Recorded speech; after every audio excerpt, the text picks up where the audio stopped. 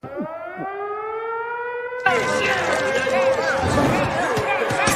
guys, come on, shut up. Sorry, champ. It was Jerry. The whole inside prison Mike Tyson story I am going to tell you now is more entertaining than any Netflix show you can imagine. Mike had some things to tie up before he went back for sentencing. He was convinced he was going to prison, so he called Natalie, the mother of his son D'Amato, and said to her, "Listen, I'm going to send you $100,000 now. Then when I'm in there, I'll have them send you something every month." As soon as she got that money, she got a lawyer and sued Mike for millions. Which was great because years later, as the case progressed, Mike's lawyer had the court order a paternity test, and it turned out that the kid wasn't even his. When I first heard this, I was in shock that stuff like this could also happen to a guy like Iron Mike. Mike wrote in his book, "I deserved that. That's what happens when you fuck with hoes." It was another harsh betrayal. Mike was crushed when that first test came back. He really thought the kid was his. Mike had spent a lot of time with him and even proudly posed with him on the cover of Jet magazine. That woman tormented and stalked Mike for years after that paternity test. Honestly, I don't think anything good will ever come out of her life. After Mike was sentenced and processed, they sent him to the Indiana Youth Center. It was a medium-level security prison that had been designed in the 1960s for rich, white, non-violent youthful offenders. By 1992, the Indiana prison system was so overcrowded that they began sending adult offenders there, mostly people convicted of sex and drug crimes who were too weak to handle the really tough prisons. But as time went on, they began sending some murderers and other violent offenders there too. When Mike arrived, there were about 1,500 prisoners, over 95% of them white. They assigned him to the M dorm, one of the newer units.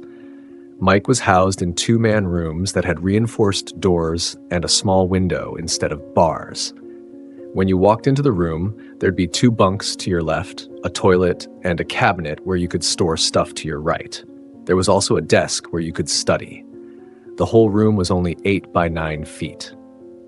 Mike wrote in his book, "At the time, I didn't realize that being in jail was a blessing in disguise. If I had stayed out, God knows what would have happened to me. Being locked up was the first time in my life that I could actually catch my breath and be still.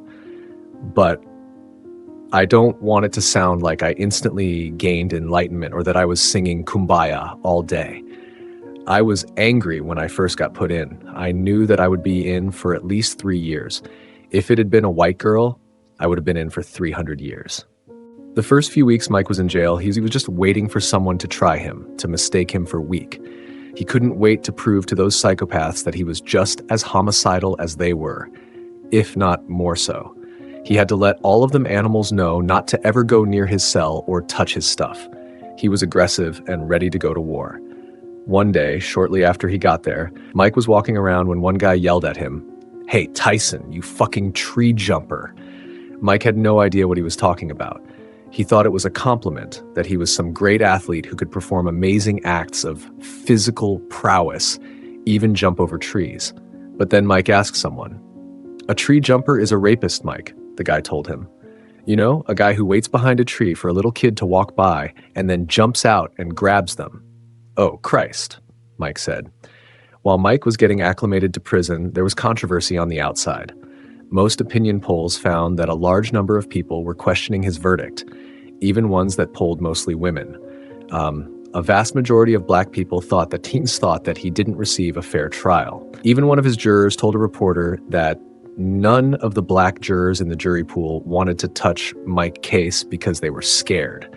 Every day, Mike talked to Don on the phone, and he assured Mike that he was working on getting him out immediately. So you can imagine how Mike felt when on March 31st, 6 days after he went to jail, a judge denied his appeal bond. He immediately stopped eating any solid food and just drank liquids. Then he started getting write-ups. He was disciplined for giving his autograph to a couple of inmates.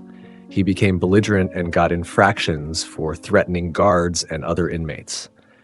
He got into a scrap with a big, young, light-skinned black guy named Bob. They were fooling around, but then it got serious. Mike put a big knot on the top of his head. One of the other inmates named Wayno came over and told Mike to chill out. "You've got nothing to prove to these dudes." Wayno told Mike, "These guys are going to be here for a long time, but you're trying to go home, brother." He was right. Fortunately for Mike, when the guard came over, Bob didn't give him up. He said that he had tripped. That could have earned Mike another few months in jail. It was hard to maintain his humanity in a place like that. He saw things that he couldn't understand one human being doing to another. He watched people get cut fighting over a cigarette. Somebody might throw some gasoline in another man's cell and try to light it and burn him up. Or somebody would grab a lady guard and throw her in the bathroom and rape her. Mike saw guards run out with half their heads sliced open with a razor, or because someone beat them with a stapler. The people doing that shit didn't care. They were facing 40, 50, 100 years already. They couldn't give them any more time than they already had.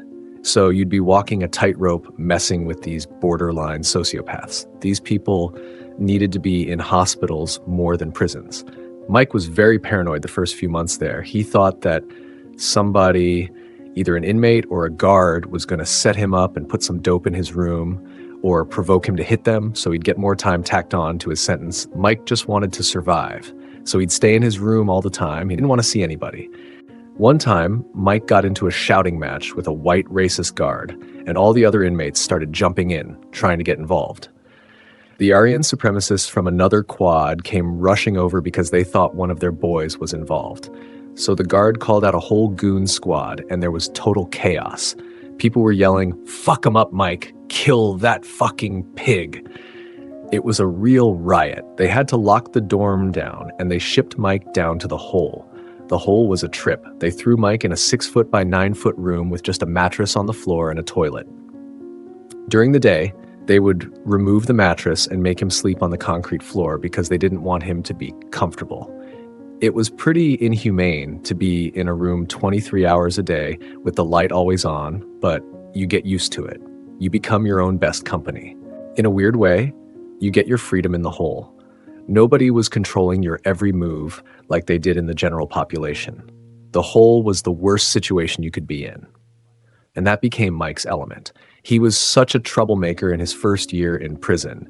He kept getting written up for not moving fast enough, being rude, threatening the guards, and pushing people. He was being so disruptive that they almost sent him to the P dorm. That's where they sent all the really dangerous inmates who didn't want to work or follow orders. They were segregated from the rest of the prison population. Mike was thinking that he was one of those crazy motherfuckers, so he began acting like them. They'd be locked in a room all day, and the guards would watch them constantly. Phew, F that, the P dorm guys would yell at the guards. They had screens on the windows, and when Mike walked by, they'd yell at him too. "Hey, champ, chill out, champ. I hear you're getting wild out there. You don't want to come over here, champ. You don't want to fuck with us," they'd yell. Mike chilled out after that. He didn't want to be living like some animal. It got so bad that they actually took the screens off the P dorm and put up solid glass so they couldn't spit on the people walking by. But Mike settled for the hole. Why not? He grew up in places where it smelled like raw sewage. He came from a cesspool. It took Mike about 13 months to figure out the right way to do his time. His whole first year was hell, getting months and months added to his sentence. He was suspicious of everyone there. They had put him in a cell with a guy named Earl, who was a model prisoner. Earl was in there for 30 years for selling drugs, which meant that he had to do at least 15 years. The administration thought that he would be the best guy to mentor Mike and keep him out of trouble. The first night that they were together, Mike took a pencil and held it menacingly. "I'll kill you if you touch my shit." "Better nothing be missing," Mike said, "and I'm not cleaning no room. Just don't talk to me." Earl just looked at Mike. "What's wrong with you, man?" "Yo, Mike, I'm not that guy," he said. "I'm with you, brother. I'm here to help you. Don't get caught up in that bullshit. It's just going to get you a hole full of extra time. I knew guys who came here with a year, 3 years, and they wound up doing life for the same bullshit. You just don't know how to move yet, young brother. I need me to teach you how to move, and it's going to be easy sailing from here on in." Little by little, Earl schooled Mike. It took Mike some time to realize it, but Earl was awesome. They'd walk around the dorm and Earl would point things out. Stay away from these over there, Mike, and don't ever talk to those cops there. Don't even say good morning to them. Just keep your mouth shut at all times, Mike. Listen, if you see me sucking somebody's or making love with someone, don't be surprised. I would never do that.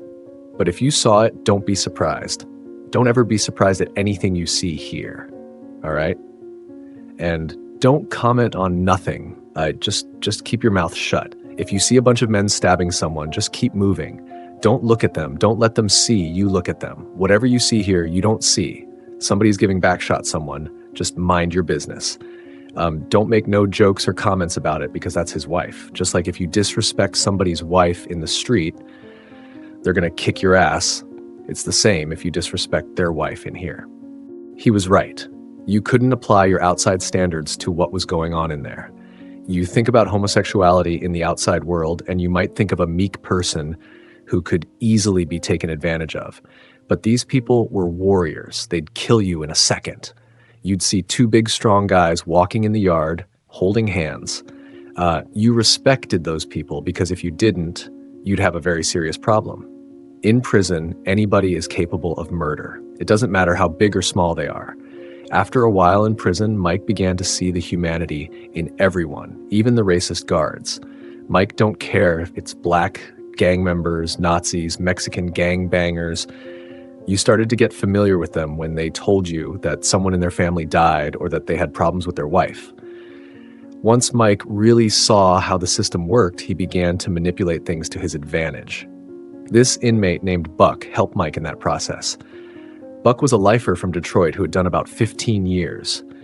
Mike used to get a ton of letters a day from people all over the world. One day, Buck was in Mike's room reading through some letters. Mike, I can tell that you don't know how to read your letters, he said. What do you mean? Mike said, I can read. You can read, but you don't know how to subliminally read. There are messages here. People don't want to hurt your feelings because you're a famous fighter and they think you have lots of money, but they're using words that you're not aware of because you haven't been to school a lot, Mike, he said. Buck was telling Mike this shit, but it wasn't offensive.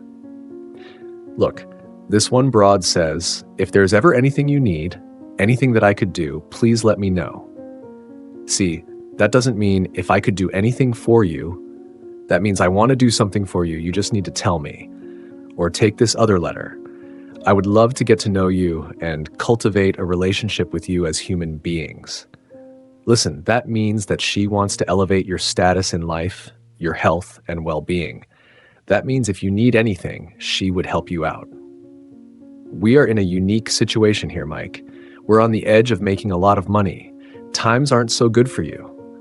Now, if you spend a ton of money on lawyers, you'll probably have to spend a ton more on that woman who's suing you. You need commissary money. How are you going to eat well? You can't eat this food in the cafeteria. You're right, I do need commissary money, Mike agreed. So Mike went with Buck. He started taking Mike's letters and writing replies to these people, and the money started flowing in. They were getting cash, they were getting jewelry, there was foreign currency coming, they started drowning in money. So that was it for this video. There's still so much to the story. If this video performs well, then I will surely make part 2. Thanks for watching this video.